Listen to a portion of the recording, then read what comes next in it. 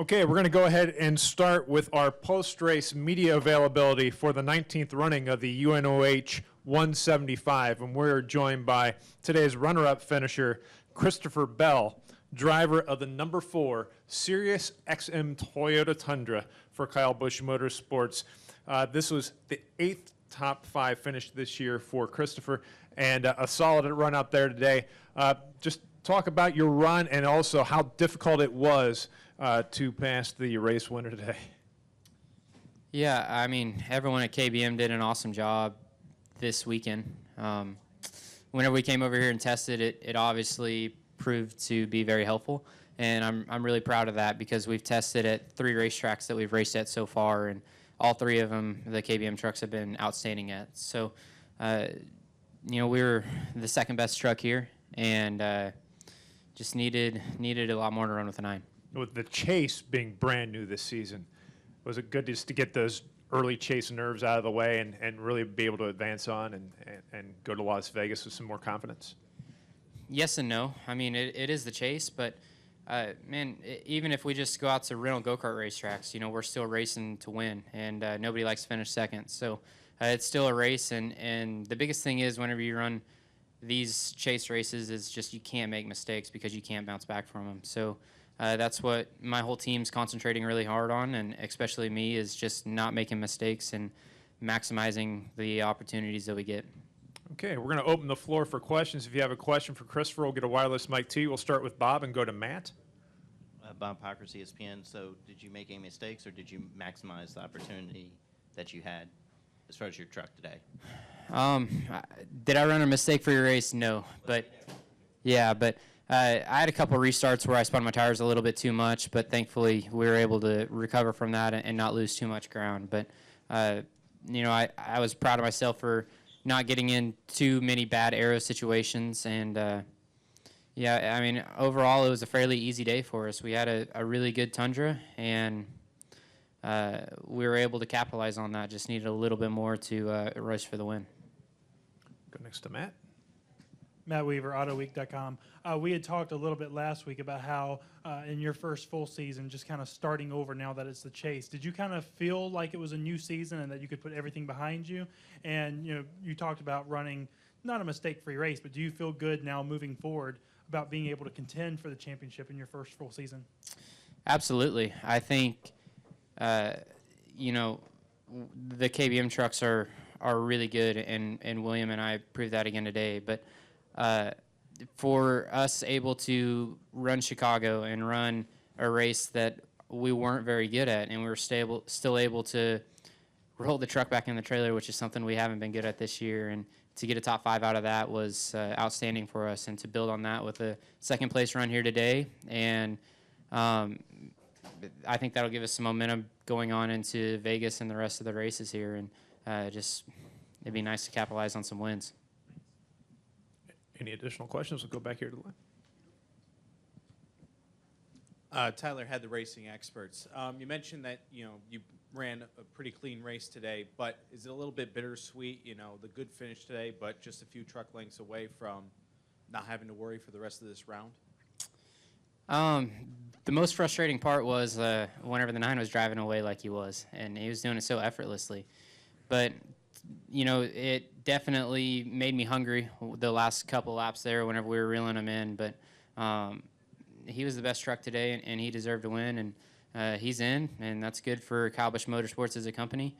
And now we just got to do our job and be better than the 9 next time out, and hopefully get ourselves in. Any additional questions for Christopher? Christopher, good luck next week, and keep on going.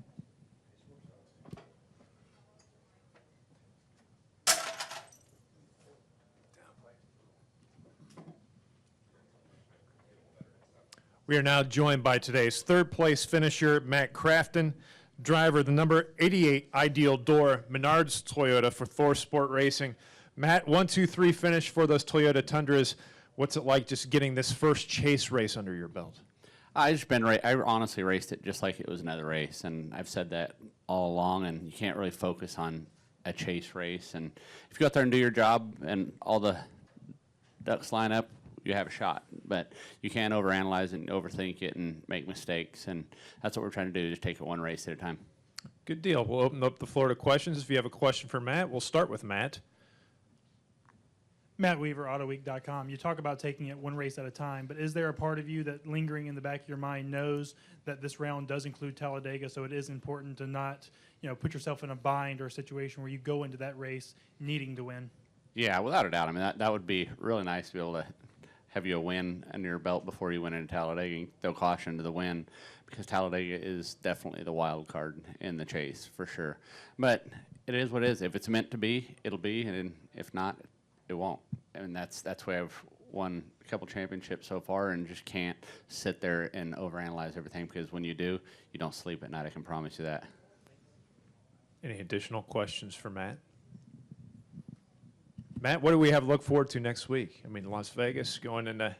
Oh, I look forward to it. That's kind of home for me, going out to Las Vegas. I'm up from the West Coast, and we've had some really, really good trucks there, and I've never won in front of a lot of friends and family, so hopefully we can go out there and put a win and put it to bed for the last round. Good deal. Well, good luck next week. Thank you.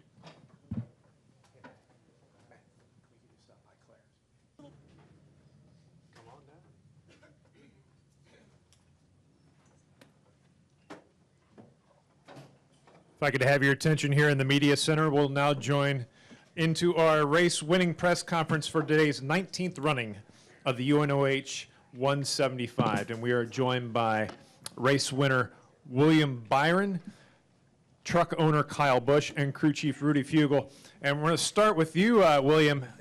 College freshman, you took this field to school today. What was it like to get out front and lead the pack? Well, we had a great truck all weekend, so we were fortunate enough to test here a couple months ago and came with the right mindset on what changes to make. So practice was really important for us, but just executed today, which was really good to see, and just proud of this whole KBM team and Liberty University. Rudy, could you have asked for a better performance out of your driver and this truck in the first race in the chase? No, it starts with preparation at the shop, and everybody that works at KBM, the help from Toyota, and then all the guys, once they get it to the racetrack, the road crew, excellent job preparing it, making changes, and then the driver was outstanding today. Every challenge he was put in front of him. Lap traffic was tough at times. Managing your speed and how far your gap and all that stuff, he did phenomenal. Kyle, you're the defending champion in the NASCAR Sprint Cup Series. What kind of advice did you give William today heading into round one of the NASCAR Camping World Truck Series chase? Go fast and turn left.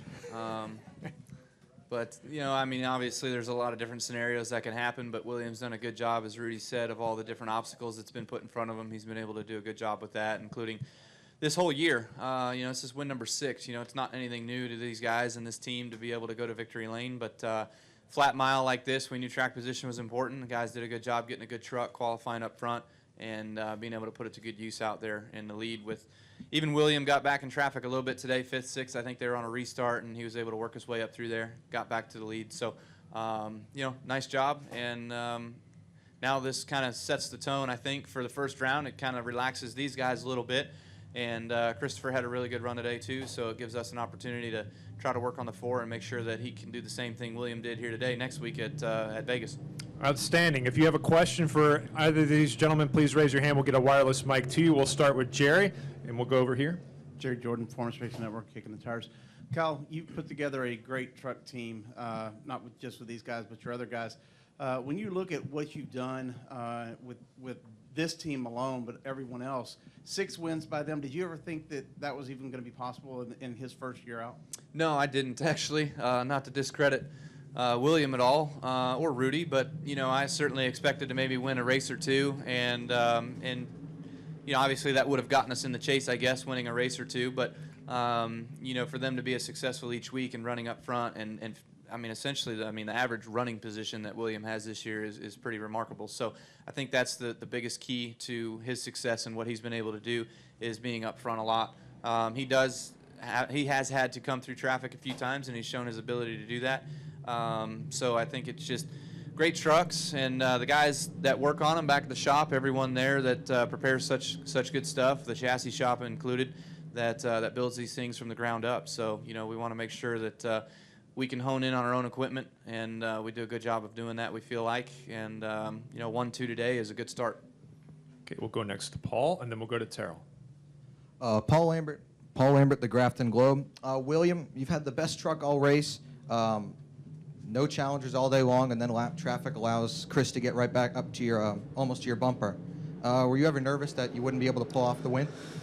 I think when I saw him in my mirror, I think it was 3 to go, but I knew the situation I had with lappers. I felt like I was going to be able to box him in like they were boxing me in, so I wasn't too worried about it. Traffic's difficult here, and I was most of the time the first one to catch it, so just kind of wore my stuff out a little bit, passing some lappers, but I figured, with the amount of laps we had left, I think it would be okay. So we definitely had a strong truck all weekend.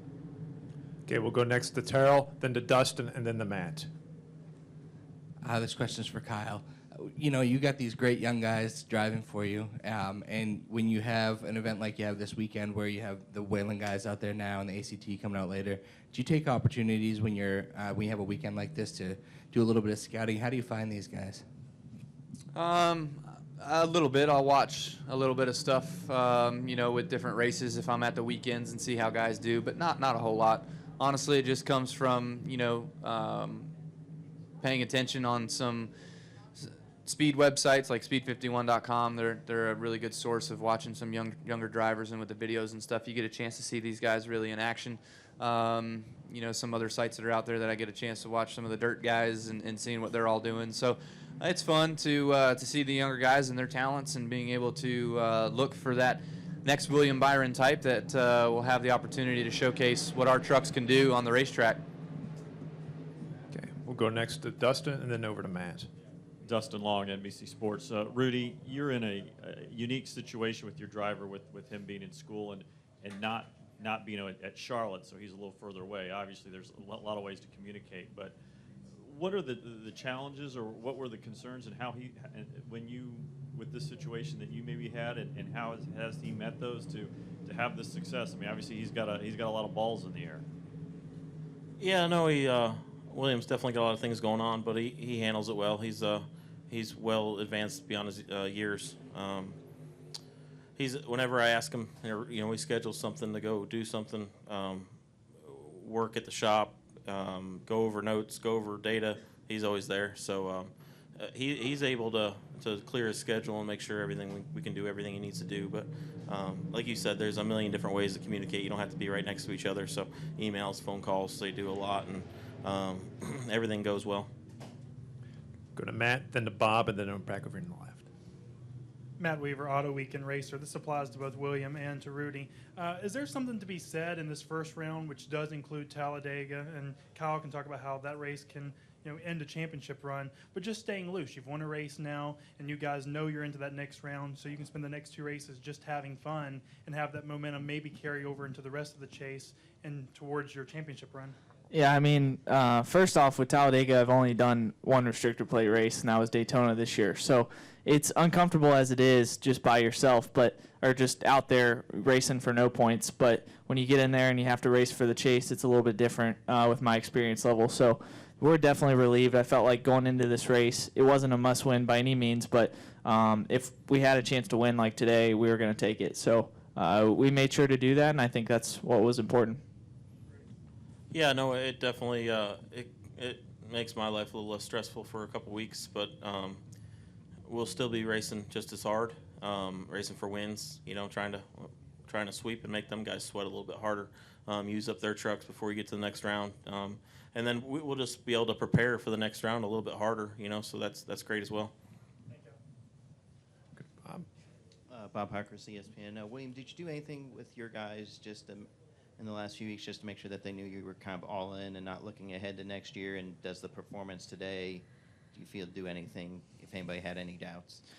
Yeah, I mean, there's been a lot going on. With school starting, I think that's probably bigger than next year, obviously. So, I've just tried to make sure that these guys know that I can get to the shop anytime I want or anytime I need to, and we can go over stuff. Obviously, last week wasn't what we wanted going in the chase, but we made sure we got all that fixed and got our mental focus right. And Rudy's just pushed me all year. I mean, he's been somebody that I don't ever feel like I need to show up and not do my job. We both have laser focus when we get here, and that's important. Tyler had the racing experts. My question's for Ryan. You mentioned already having a little bit of the pressure off for these next 2 races, knowing that you're going all the way through. But particularly with next weekend at Las Vegas, is there an opportunity to try some things that you might not otherwise try to see if you can find some more speed that can help in the later rounds? I mean, you're always trying to learn a little bit, but I mean, we've learned what we need to learn by now. It's time to go line up and race. So we're ready to go. Any additional questions for these gentlemen? Guys, congratulations on winning race 1 of the 2016 Chase, and good luck in Las Vegas. Thank you.